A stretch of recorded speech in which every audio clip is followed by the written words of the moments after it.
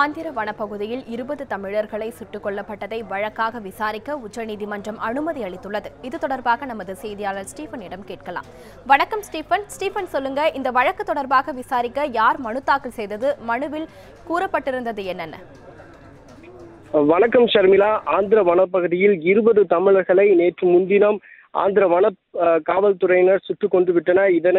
இது போன்ற சம்பவமானது இந்தியாவில் இதற்கு முன்பாக எப்போதும் நடைபெற்றது கிடையாது என்பதனை வலியுறுத்தியும் உச்சநீதிமன்றம் தன்னிச்சையாக இது தொடர்பான வழக்கினை விசாரித்து உரிய நீதி வழங்க வேண்டும் என்பதை வலியுறுத்தியும் உச்சநீதிமன்றத்தில் வழக்கறிஞர் கிருஷ்ணமூர்த்தி என்பவர் மனு தாக்கல் செய்திருந்தார். அதாவது அவர் உச்சநீதிமன்ற தலைமை நீதிபதி எச்.எல். தத்து மற்றும் அருண் மிஸ்ரா அடங்கிய அமர்வு முன்பு அவர்களுடைய கவனத்திற்கு இந்த வழக்கு தொடர்பாக அவர் தன்னிச்சையாக உச்சநீதிமன்றமானது இது தொடர்பான சம்பவத்தினை வழக்காக விசாரிக்க வேண்டும் என்ற ஒரு கோரிக்கையை முன்வைத்தார்.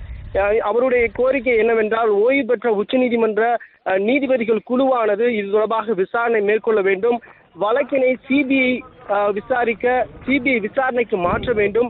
அதே போன்று இந்த அராஜக தாக்குதலில் ஈடுபட்ட வனத்துறையினர் மீது 302 ஐபிசியின் படி கொலை வழக்கானது பதிவு செய்ய வேண்டும். வழக்கின் விசாரணை முடியும் வரை இந்த போலி என்கவுண்டர்களில் ஈடுபட்டவர்களுக்கு பணி உயர்வோ அல்லது வேற எந்த ஒரு பொறுப்புகளிலோ அவர்களை மாற்றம் செய்யக்கூடாது. இறந்த ஒவ்வொருவருக்கும் 1 கோடி ரூபாய் இழப்பீடு தொகை வழங்க வேண்டும்.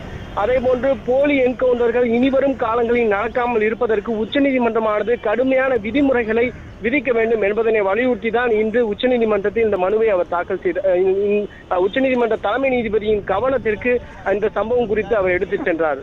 ஷர்மிளா. ஸ்டீபன், உச்சநீதிமன்ற நீதிபதிகள் அளித்த விளக்கம் என்னென்ன?